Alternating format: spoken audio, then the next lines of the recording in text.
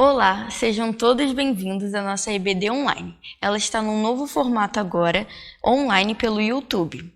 Eu também quero convidar todos vocês para a nossa EBD presencial todos os domingos às 9 horas da manhã. E eu quero chamar você também agora para assistir a nossa lição.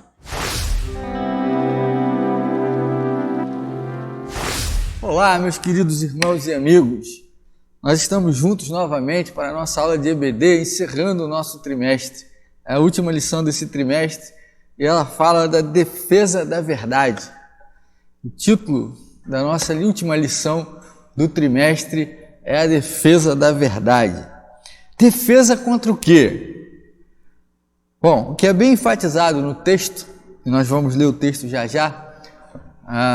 é a apostasia, é o cuidado que a igreja precisa tomar com a apostasia. A igreja de Jesus ela precisa tomar muito cuidado com a apostasia.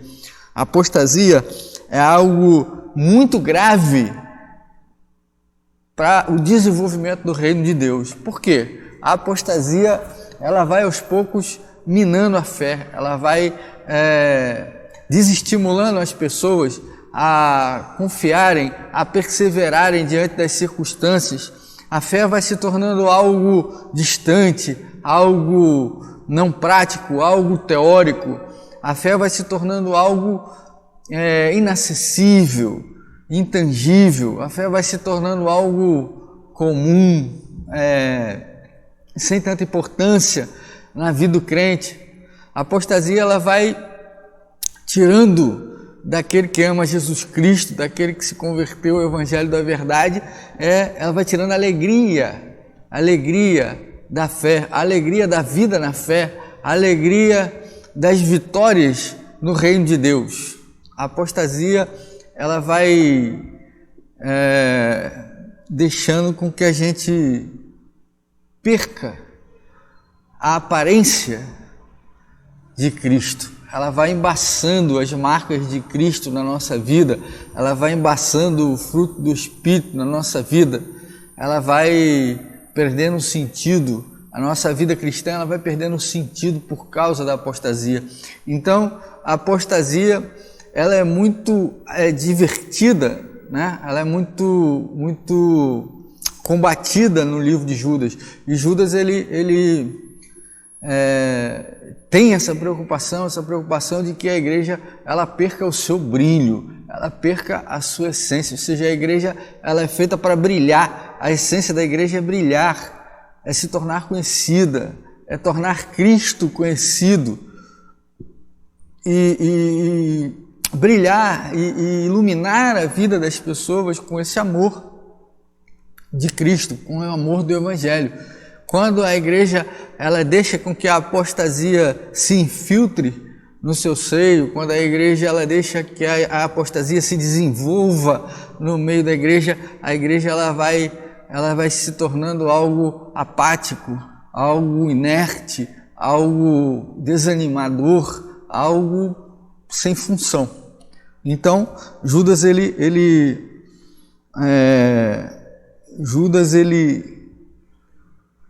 enfatiza muito a preocupação que se deve ter e o cuidado que se deve ter com a apostasia, porque a apostasia ela vai matando a fé aos poucos, ela vai tornar a fé, tornar o brilho da igreja algo insosso, não é? E aí a gente lembra lá quando Jesus compara a igreja de Jesus Cristo, o cristão, ao sal, não é? Para que serve o sal se ele tiver insosso, se ele tiver sem gosto? Para que serve? Ele não serve para nada senão para ser pisado, não é? Senão para ser jogado fora, não serve para nada. A igreja ela não pode deixar que a apostasia se enraize no seu seio, se enraize na sua essência, certo? E Judas tem essa preocupação. Eu particularmente tenho uma frase no livro de Judas, e até o autor frisa isso aqui um pouco mais para frente, que eu gosto muito. É um livro de alguém que escreveu, que tem consciência do que é ser cristão e viver uma vida cristã, né? Tem uma consciência. E esse aprendizado, quando ele cita lá o embate de Miguel com Satanás pelo corpo de Moisés, ele deixa essa consciência bem enfatizada, e nós veremos aqui a pouco, um pouco mais, nós estaremos observando esse fato aí. Vamos ler o livro de Judas. Aqui está de 3 a 16, mas se eu não me engano são apenas... vamos ler o texto. Amados, enquanto me empenhava para vos escrever acerca da salvação que nos é comum, senti a necessidade de vos escrever, exortando-vos a lutar pela fé entregue aos santos de uma vez por todas.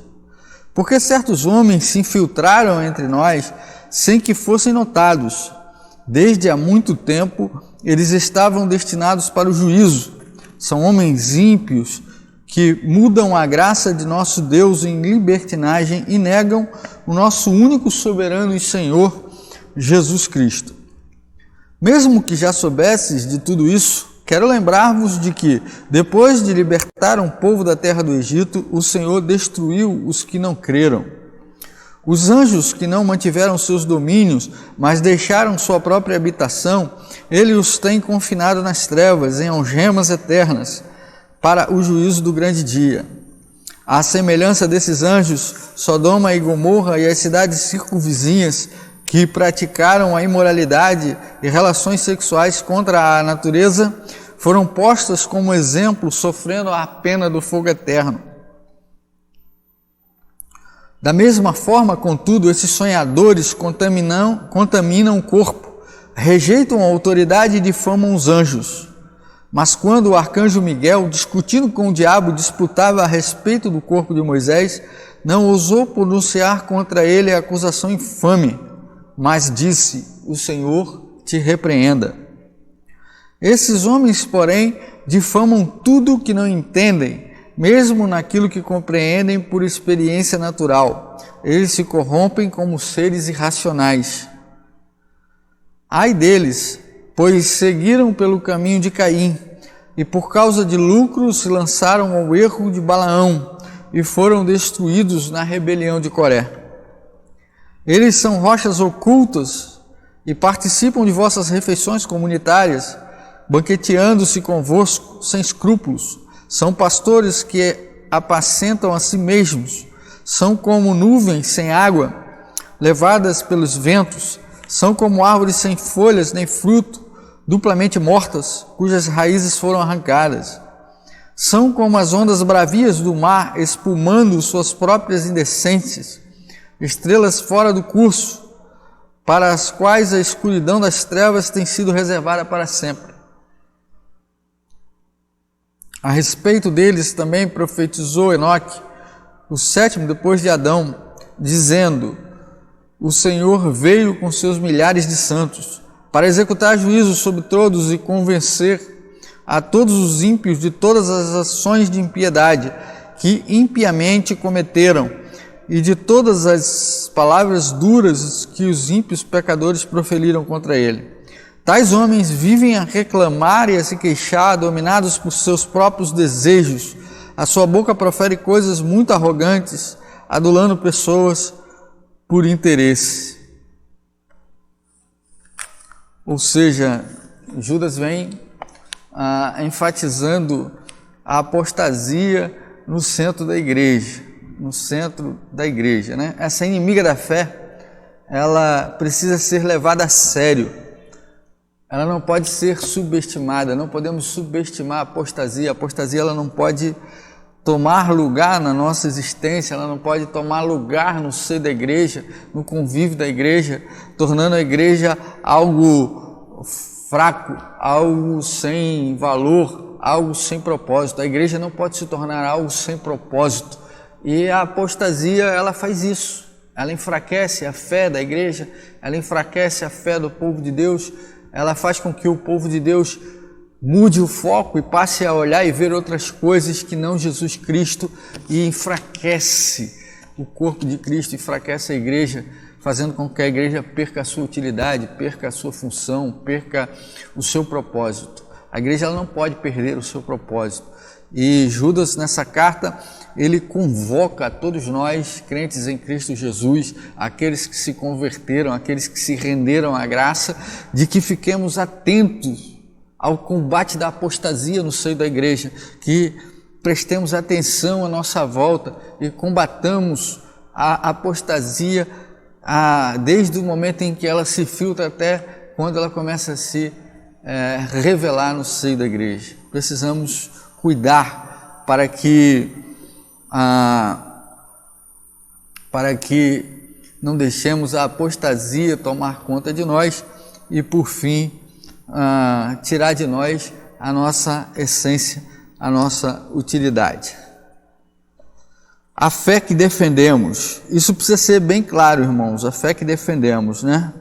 A sã doutrina é o que defendemos.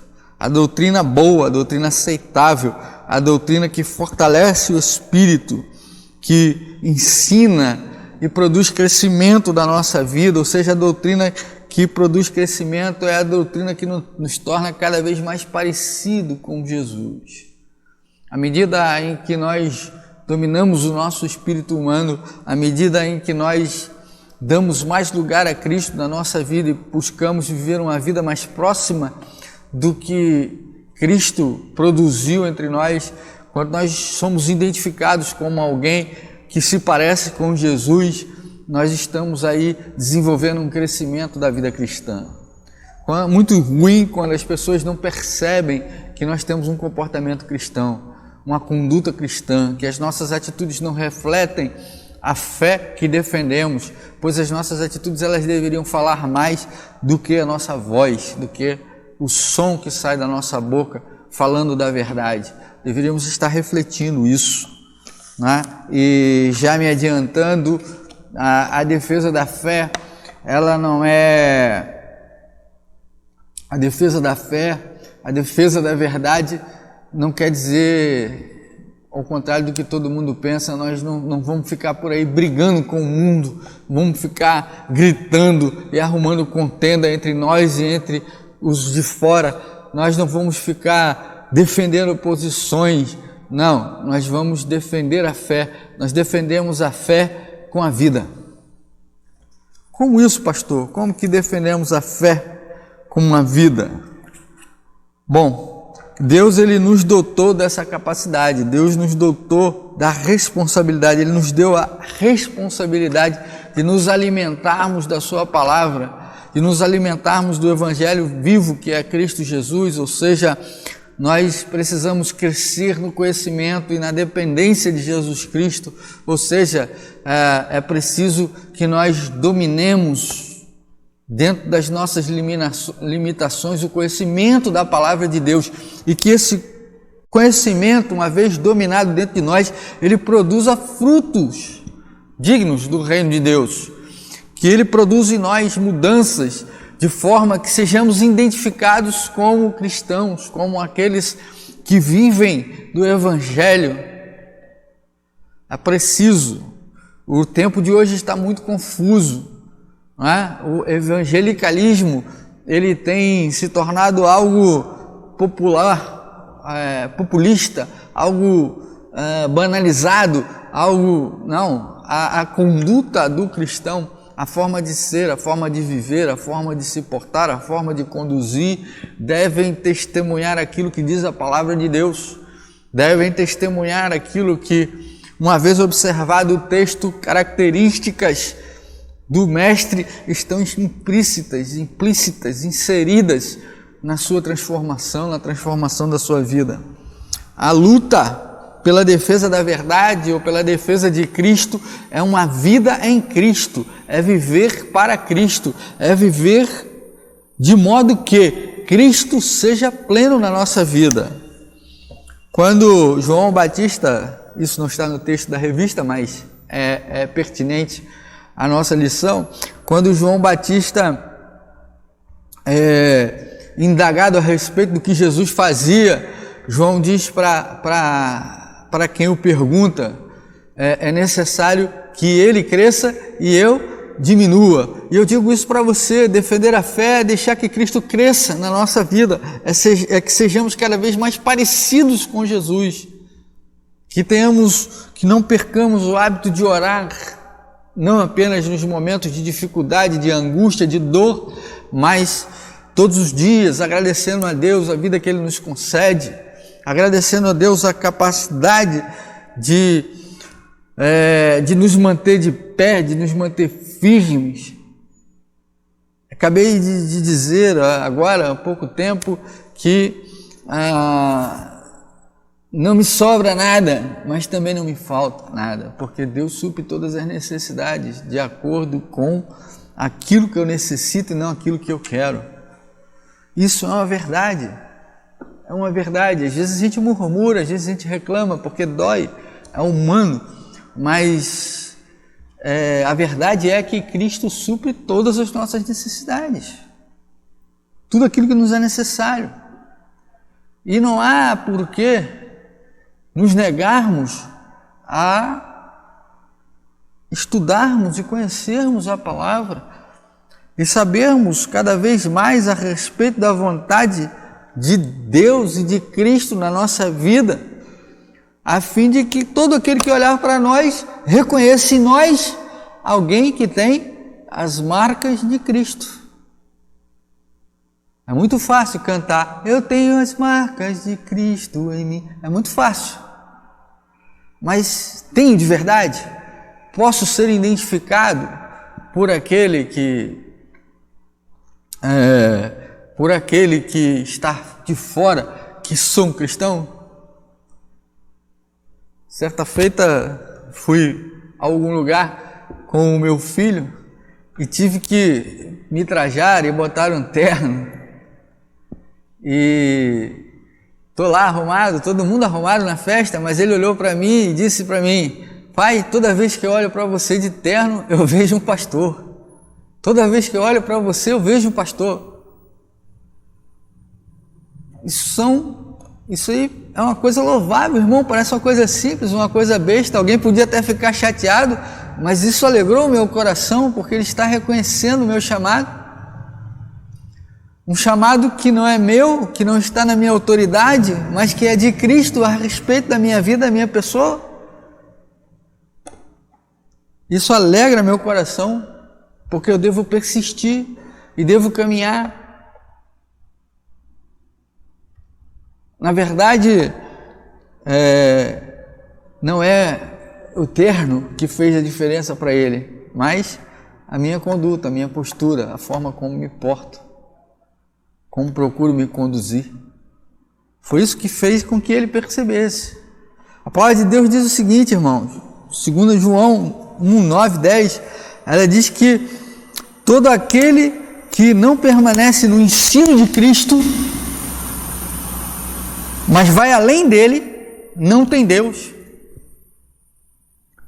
Jesus falou que a gente tinha que ficar ligado na palavra, ficar focado na palavra. Ele diz que tudo vai passar, que o tempo vai passar, que tudo vai passar, mas a palavra dele é eterna, então nós temos que estar folgados na palavra dele. Ele diz que nem um jota, nem um tio pode ser tirado ou acrescentado na palavra.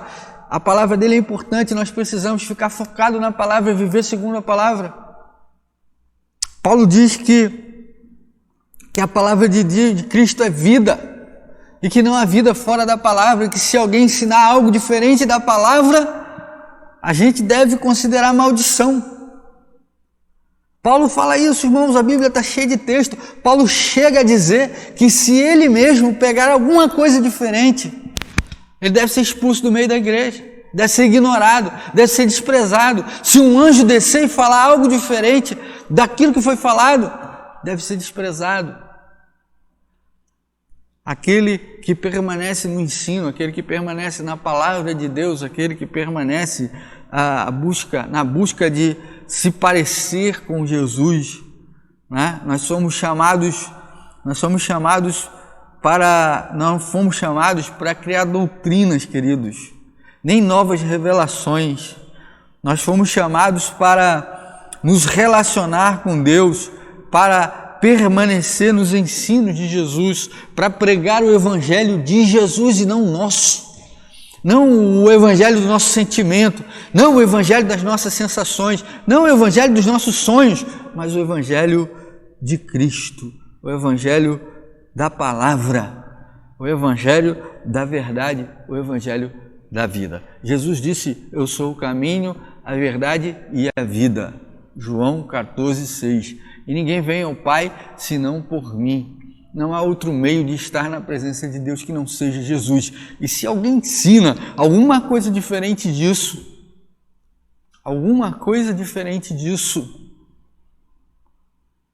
seu ensino deve ser desprezado. Seu ensino deve ser desprezado, deve ser ignorado. A gente deve se apartar de tal pessoa, ou então pregar a ela o evangelho da verdade, explicar para ela que a visão que ela está tendo, caso não seja um falso profeta do evangelho, que a visão que ela está tendo é equivocada, é enganosa, e vai desviar ela e aqueles que a seguirem. Então, aquele que permanece, né, em Cristo, aquele que permanece no ensino da palavra, aquele que permanece se desenvolvendo no conhecimento e na dependência de Jesus, esse é de Deus. Qualquer coisa que vá além disso, queridos, qualquer coisa que vai além disso, não é de Deus. Não é de Deus. E como defendemos? Eu já falei, né? A gente defende quando a gente dá o nosso melhor, né? Quando a gente dá o nosso melhor, quando a gente se dedica ao máximo à pregação do Evangelho, quando a gente se dedica ao máximo a viver uma vida ilibada, uma vida digna, uma vida dentro dos moldes da vida que Jesus teve no nosso meio, da vida que Ele nos veio apresentar, quando a gente liga para o ser humano, quando a gente estende a mão aos necessitados. Eu sei que sozinho a gente não tem como ajudar todo mundo que precisa, eu sei disso. Eu mesmo falei para um rapaz esses dias que eu já tinha ajudado 2 e veio um terceiro, e eu disse para ele: olha, meu irmão, é impossível para mim sozinho resolver todos os problemas de todas as pessoas, são muitas pessoas que estão com necessidade. E eu não conseguiria. Mas nós temos que buscar, sim, soluções enquanto igreja, não é? Nós precisamos desenvolver maneira de ajudar as pessoas dentro da sua miséria, dentro da sua necessidade, mas não simplesmente estender a mão a fim de dar uma comida, de dar um alimento, de dar uma coisa, mas ajudá-las a recuperarem a dignidade, se prepararem para que consigam um emprego. É preciso, sim. Ah, mas o que isso tem a ver com a igreja, Jesus? Exatamente isso, irmãos. É estender o amor, é suprir a necessidade daquele que precisa. E nisto ele vai ver o amor de Cristo. E nisto ele vai olhar para a palavra e vai conferir na palavra aquilo que são os nossos atos. E uma vez conferido, ele vai ver que a palavra é a verdade. E ele vai encontrar a verdade que liberta. E a verdade que liberta não é a verdade da boca, é Cristo Jesus. A gente defende o Evangelho, a gente defende a fé quando a gente tem uma conduta digna, uma atitude santa, uma atitude operosa. Quando nós desenvolvemos na igreja, quando nós desenvolvemos a igreja como igreja, uma atitude operosa. A igreja operosa é a igreja que dá testemunho da graça, é a igreja que defende a fé. A igreja onde não há corrupção, onde não há simpatia pelo pecado. Essa igreja é a igreja de Atos 2. É a igreja que as pessoas olham e querem fazer parte. As pessoas não querem fazer parte da igreja popular, da igreja que pula, que vira cambalhota, que tem jogo de luz. E aqui eu não estou sendo assim, muito simplório na minha exposição, não é? E aqui eu não estou querendo dizer que eu sou contra a música na igreja, eu não sou contra nada que se faça no culto, não é isso. A questão não é essa, a questão é que se a gente faz coisas mirabolantes nas nossas celebrações e lá fora a gente não faz a diferença, não cumprimos o nosso propósito. É isso que eu estou dizendo, tá? É isso que eu estou dizendo. Ah, pastor, está falando do som, da bateria. Não estou falando disso, queridos. Não estou falando disso. Eu gosto de bateria, eu gosto de guitarra, Eu gosto de som, eu gosto. Mas não é isso que vai nos identificar como cristãos. Não é isso que vai fazer a diferença na vida das pessoas. Não é. O que faz a diferença na vida das pessoas é Cristo revelado através da minha e da sua vida. A gente defende a nossa fé quando a gente evita conflitos, evita polêmica, quando a gente não destila o ódio. A gente não destila o ódio. Esses dias eu estava triste, pedindo perdão a Deus, porque uma determinada pessoa estava despertando em mim um sentimento que eu não acho cristão, um sentimento um sentimento que me doía, um sentimento que me dói. Você sentiu um sentimento ruim por alguém por causa da pessoa ser uma pessoa, desculpe o termo, de atitude liviana, uma pessoa torpe, que não tem nenhuma intenção de produzir nada de bom e apenas de prejudicar, e o fato de você olhar para ela e ter um sentimento ruim, aquilo machuca. É como se estivesse me violentando, me maculando. E eu tenho que pedir perdão a Deus por sentir aquilo. Isso, irmãos, é o Espírito Santo de Deus que nos constrange, que nos incomoda. É um sentimento que não era para existir no meu coração. Ainda que a pessoa seja realmente uma pessoa difícil. E aí, uma vez que a gente ora para pedir perdão por sentir assim, a gente ora também para que Deus mude aquela pessoa, para que Deus toque o coração dela. É difícil, não é fácil não, é difícil. Mas é assim que a gente defende a fé, irmãos. Não é com a arma na mão, não. Não é com a arma na mão, não é discutindo com os outros, botando o dedo na cara. Não é defendendo ideologia mundana, não. A gente defende vivendo o Evangelho da graça de Deus, vivendo segundo a Bíblia, amando até quem nos odeia. Que isso, pastor? É verdade, está escrito lá. O próprio Jesus falou: amai os vossos inimigos. Porque que vantagem tem, ou que grande coisa você faz em amar quem te ama? Que vantagem faz? Eu amo a minha família, é claro, eu sou amado por ela. Eu amo o Vinícius, é claro, eu sou amado por ele. Pelo menos eu acredito que sim.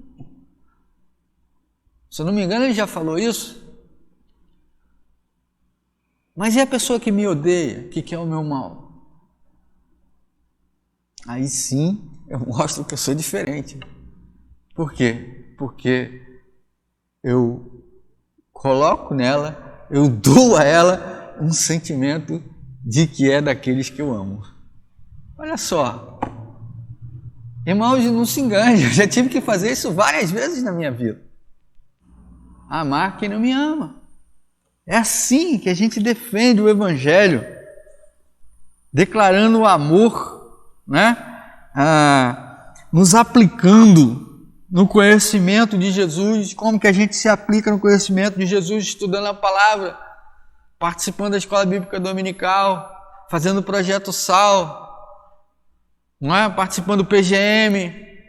A gente se aplica assim, irmãos. A gente aplica nos aproximando de tudo aquilo que nos aproxima da palavra de Deus, do conhecimento de Cristo, e a gente vai testemunhando com as pessoas que são exemplos vivos da graça e da misericórdia do Senhor Jesus Cristo.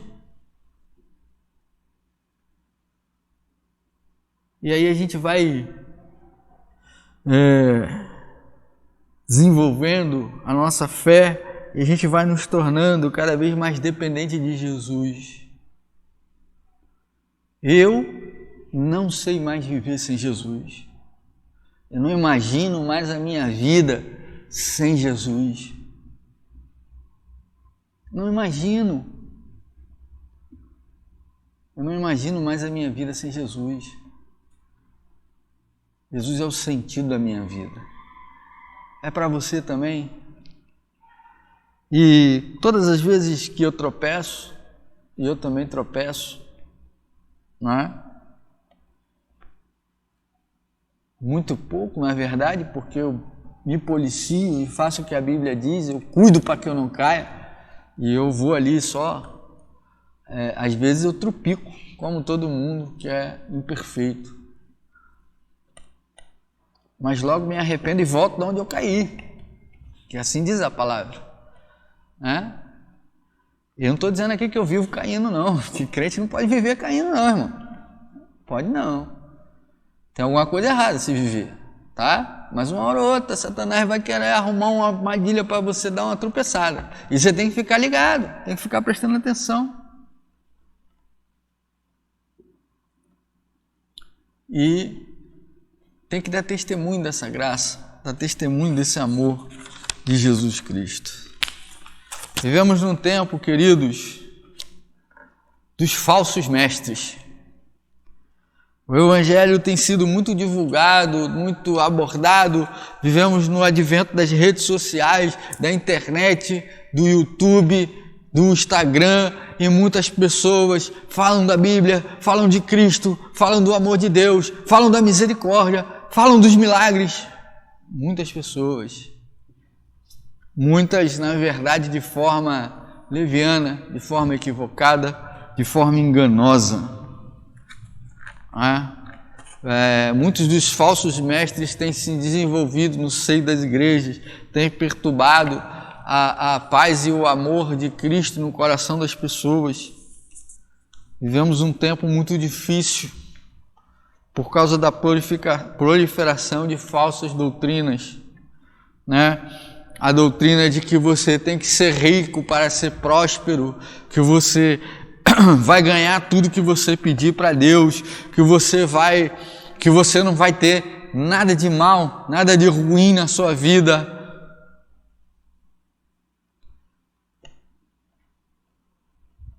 Muito provavelmente, se eu acreditasse nisso, se eu não tivesse conhecimento do que diz a palavra de Deus, eu não estaria aqui falando do amor de Cristo para você.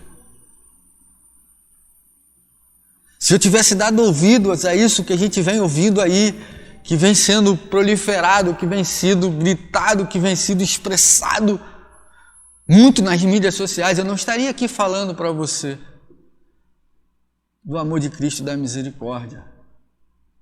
Eu estaria com raiva de Deus. Sim, porque o mentiroso não é o falso profeta, é o Deus.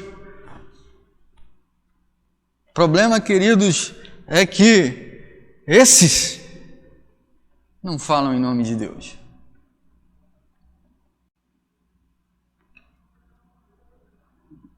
Jesus, no capítulo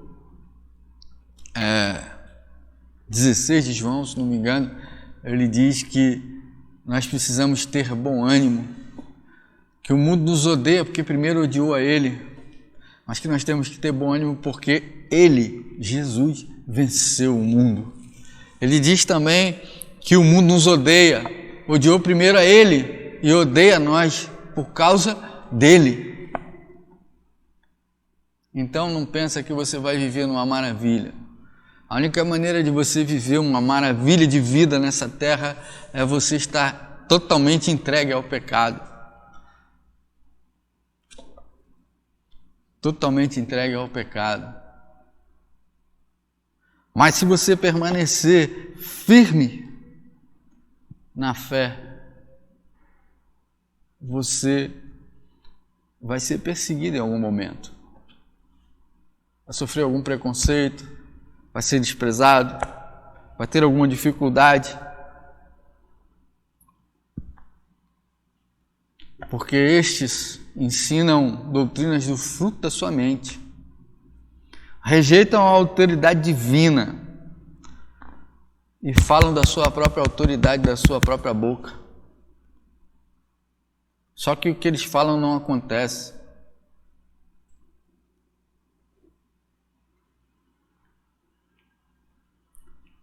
Porque falam da sua própria autoridade e fazem da sua própria autoridade.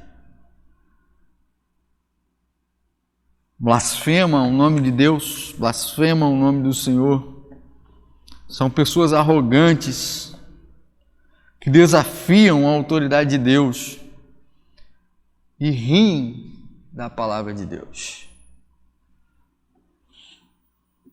Ah, pastor, essas pessoas existem? Existem. E se você conhecer a palavra, se você conhecer o texto bíblico, se você se aplicar no conhecimento do texto bíblico, você terá a capacidade de reconhecer tais pessoas. Pessoas que rejeitam a autoridade de Deus, pessoas que são dissimuladas.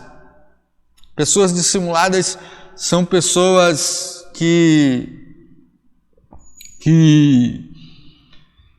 você precisa tomar cuidado porque elas são sutis, elas não demonstram aquilo que elas querem, elas não deixam que você perceba que ela quer inflar, que ela quer infiltrar em você ideias erradas, que ela quer te dominar o seu sentimento e a sua atenção a fim de que te desvie do foco da palavra.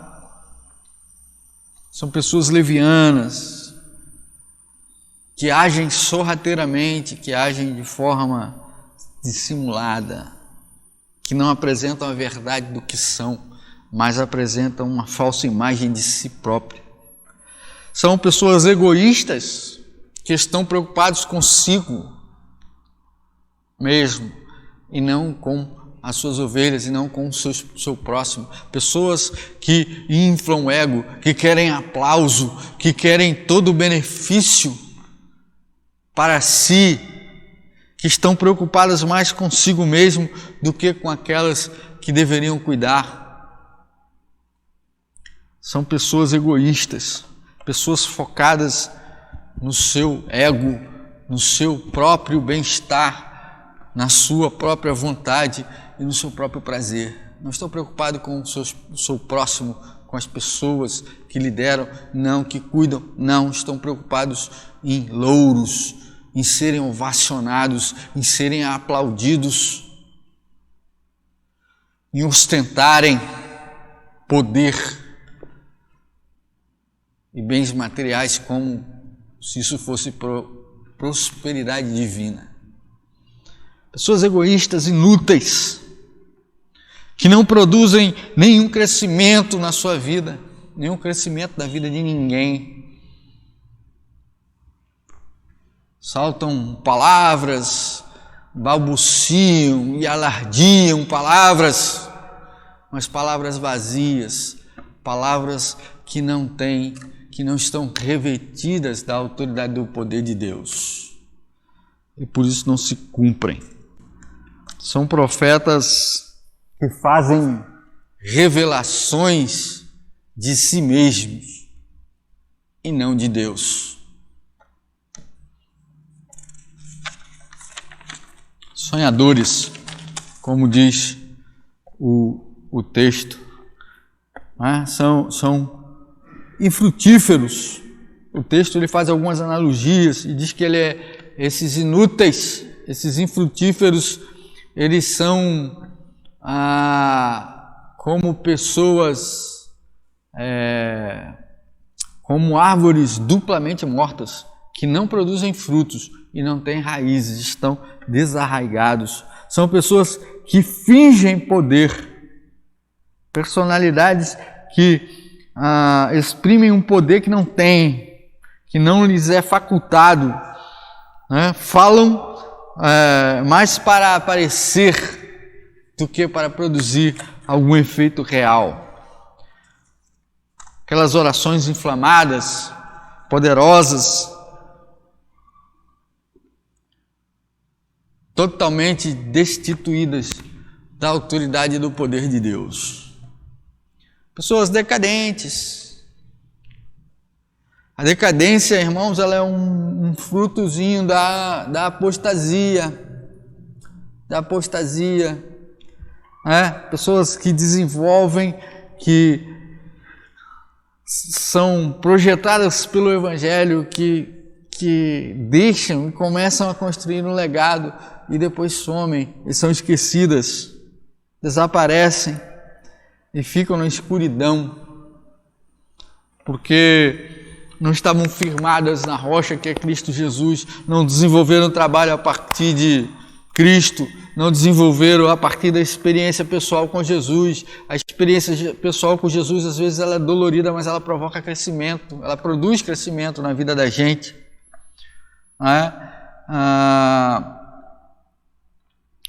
E um outro grupo é o grupo dos murmuradores e descontentes. É muito duro lidar com isso na igreja, pessoas que apenas reclamam, que só criticam, que criam contendas, que criam desavenças, que criam perturbações e dissensões, às vezes não claramente, mas às vezes fazem brotar um sentimento em alguém contra um outro, assim de que e vão alimentando isso internamente na vida das pessoas e produzindo mal, rancor, ódio, produzindo sentimentos ruins às pessoas. Levam a criticar a liderança, criticar a igreja, criticar o ministério do louvor, o ministério da família, criticar o ministério da coisa, criticar a coordenação de ensino, criticar o ministério de criança, só criticam, murmuram, reclamam, que a igreja não se desenvolve, que igreja nenhuma se desenvolve com pessoas descontentes e murmuradoras, que apenas criticam e nada de bom produzem, nada.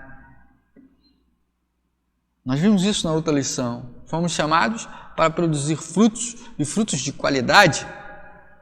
E quando nós não produzimos frutos de qualidade, nós não estamos cumprindo o nosso propósito. Concluindo, a principal forma de batalha pela fé é explicar e expor a realidade e a verdade das Escrituras, proclamar o Evangelho, ensinar a respeito de Jesus, exortar as pessoas para que sejam fiéis ao Evangelho, não fiquem acrescentando, nem diminuindo, nem amenizando o poder do Evangelho, mas pregando puramente o Evangelho, pregando o Evangelho de forma clara, de forma precisa. O Evangelho que consta na palavra, não o meu Evangelho, não o seu Evangelho, mas o Evangelho de Cristo, o Evangelho da palavra, o Evangelho que a gente vive, ou que a gente deveria viver.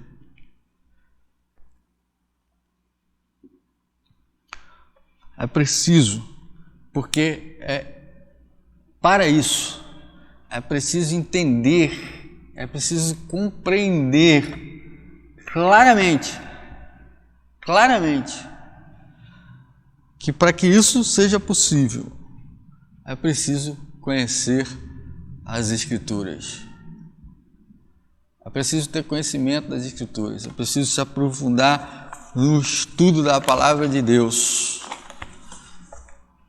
E aí faremos como Judas, não ficaremos rogando maldição, mas diremos: o Senhor te repreenda, Satanás, porque um anjo 100 vezes mais poderoso, 100 vezes mais forte, 100 vezes mais inteligente, ele é capaz de reconhecer que a autoridade e o poder pertencem a Deus, e ele diz para o inimigo: o Senhor te repreenda, Satanás. Ele não conjura mau juízo ou acusação ou maldição, mas ele diz: o Senhor te repreenda, Satanás, porque toda honra e toda glória, todo poder e toda autoridade pertencem a Cristo Jesus, nosso Senhor. Mateus 28:18.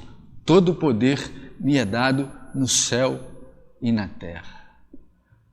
É assim que a gente defende a verdade, é assim que a gente defende a nossa fé, vivendo uma vida digna de Cristo, vivendo uma vida pautada nos ensinos da palavra de Deus, vivendo uma vida em que Cristo é notado através do nosso dia a dia, sabendo que os dias não serão fáceis, mas que todos os dias estaremos batalhando em nome do Senhor. Dessa forma, estaremos firmados na rocha que é Cristo, dependendo de Cristo e defendendo a nossa fé, dando testemunho da graça e falando do amor de Deus a todos que estão à nossa volta. Que Deus abençoe a sua vida, que Deus abençoe a sua família, que Deus abençoe a sua casa e que você queira cada dia mais compromisso com Cristo, que você queira cada dia mais ser um reflexo do amor e da misericórdia de Deus, que você queira ser cada dia mais alguém que faz parte da igreja que brilha e que exala o amor de Deus. Deus abençoe a sua vida.